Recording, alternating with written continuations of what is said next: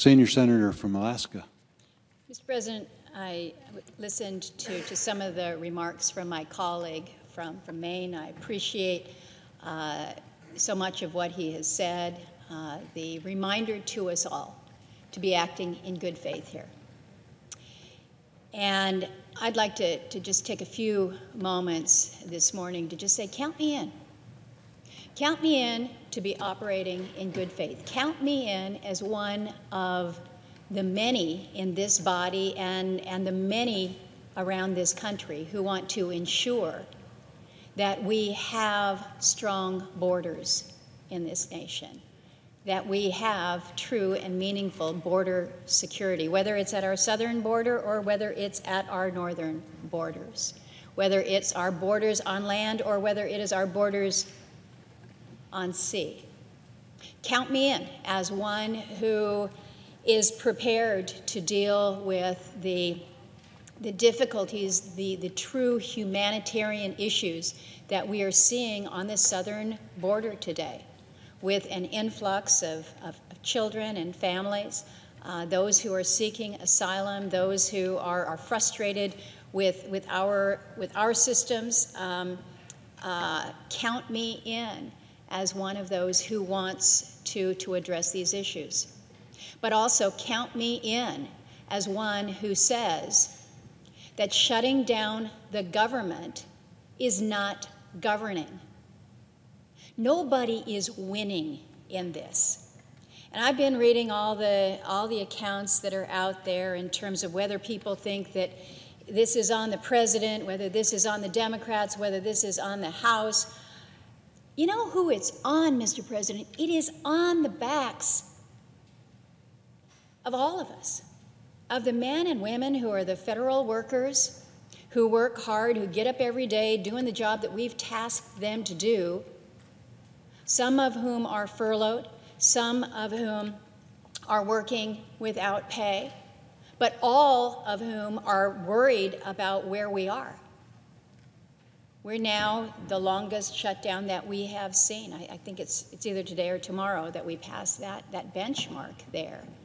And it's not just those that are federal workers that are being impacted. It is those of us who rely on the services of those who work in our agencies.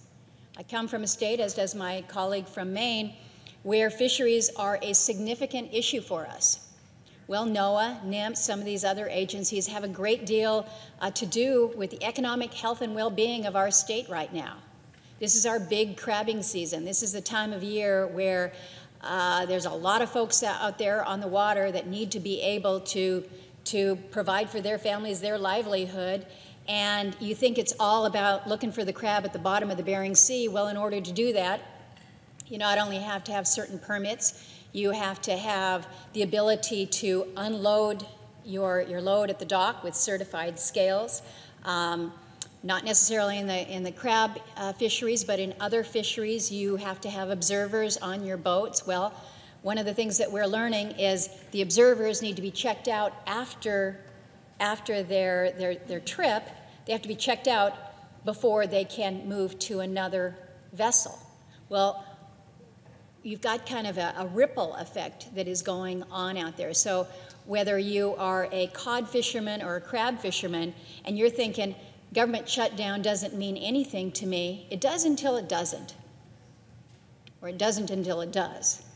Our reality is that there is impact, and I understand that it impacts us in many, many different ways. Every morning I check in with the folks that are answering my phones here in Washington, D.C., along with staff back in Alaska. And I'm saying, what are we hearing from folks back home? And I'll tell you, I've got a lot of people that are saying, Lisa, you got to stand with the president. You got to stand strong on this because we need to have border security. And then I have an equal number that are saying, please, please do something to help reopen this government. We expect it of you. We need it from you. We are begging you to make things work. Fix it back there. And so I think about where we are right here and right now.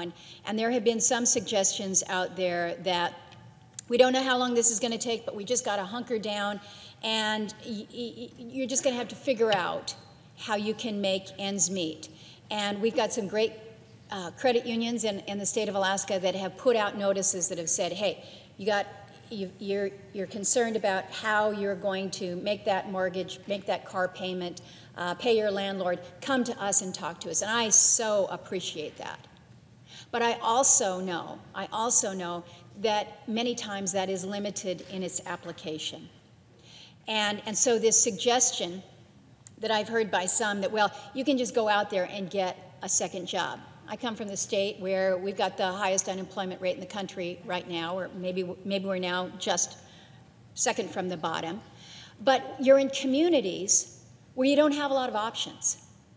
Our Coast Guard base in Kodiak is the pride and joy for the Coast Guard. We've got a lot of coasties that service us in Alaska, about 2,500, and that's significant for us. But in the community of Kodiak, if the military spouse, if the Coast Guard spouse says, I've got to go find a job because my husband isn't getting paid and we're not quite sure when it's going to come, in Kodiak it's pretty dang tough to go find a temporary job. One of the things that we've learned is that got a situation, okay, Coast Guard are required to be showing up, and we so appreciate that. We so appreciate the work of the Coast Guard. They're out there in the Bering Sea right now. They're helping those that are dealing with some pretty extreme conditions, and every day they're putting their life on the lines for us. And so the fact that they are not protected at this point in time causes me great concern and anxiety and stress, as it does them as well. But think about it. You've got a situation where your non-exempted employees are those that are providing childcare at the child care center. So you still are going to work, but you're not getting paid, but your child care center is now not open. Think about these real life applications. And then think about the very easy answer. Well, go out and find something to tide you through. And so I asked my team back here, I was like, well, wait a minute. You could go out and you could drive Uber.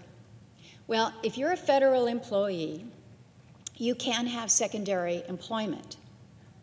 But in order to ensure that there's no conflict with your federal job, you have to get permission to do so. So if you're in the middle of a shutdown, where do you go? And it's your department that's shut down. Where do you go for permission to get that secondary job? Where do you go for permission to say, hey, I want to drive Uber for the next however many weeks until the government is now open? There's nobody there to give the approval. So it's things like this where we can say back here in the halls of Congress, just hang tough, just be strong, just talk to your landlords. We're all going to get through this together. We want border security. I want border security. I think that the president's request for a comprehensive view of how we address this is not something so unreasonable. Let's figure that out. Let's walk through it. I was part of a group this week that was suggesting, let's take that proposal that the acting OMB director sent to the chairman of the Appropriations Committee. Let's treat that as a request for supplemental appropriations. Let's have that hearing. But in order to do this, we've got to get our colleagues on the other side to sit down and go through this process with us. So maybe we can get a short-term reprieve. Let's do a short-term CR to allow us to process this. But let's not keep the government shut down while we do this. We can figure these things out. Everyone's talking about leverage. It's all political leverage. Well, tell that to the people who are really worried right now. We had a pretty tough earthquake November 30th. that a lot of folks are still digging out of, that are writing checks to contractors because they need to make sure that they're going to have a boiler to get through a cold winter, or make sure that the foundation in the home that they want to get back into, that they're going to be able to get back into it sooner than later. But what do you do if you're not sure if that paycheck that was supposed to come today is coming today or coming 2 weeks from now? And you've written the check to the contractor. There's a lot of anxiety out there. And so I hear from them, a lot of these folks that are dealing with unexpected household expenditures after that earthquake, and I shouldn't say it's just after that earthquake. We just had another one yesterday, 4.2, I'm told. 4.7 yesterday. This is the fourth earthquake that we've had since the first of this year, January 1st, that has exceeded 4.0. So we had the big one, and then we've had thousands afterwards. So we're still dealing with a lot of this stuff. And so when people hear that the request for FEMA assistance or for small business assistance may be delayed because the government's not open, think about how we're compounding their stress, their anxiety. So I have been part of groups that have talked to the vice president, has talked to his negotiating team. I've raised these issues myself with the president. I want to be part of this solution, and I want to be part of this solution sooner than later, because we owe it to the people of this country to function. And when the government is shut down, partial or otherwise, we're not functioning. So let's stop talking about who has leverage and who doesn't have leverage, and when that's going to tip to advantage the other side. Let's do what we need to do when it comes to ensuring the security of our nation and our borders. Let's navigate those issues, but let's not hold hostage good men and women who are working hard to keep us safe every day through the basic functions of government. I'm one who has signed on, I think, to most of the bills that are out there that would help alleviate some of what individuals and their families are seeing, whether it's Pay Our Coast Guard Act, the End the Government Shutdown Act, the Pay Accepted Personnel Act. But you know what? Those are simply Band-Aids, and quite honestly, they're probably nothing more than messages right now. But what I'm hearing from folks is keep us secure, protect our borders, deal with humanitarian issues, but allow our government to function. Go to work, stop arguing about who's winning, and let's get the government open.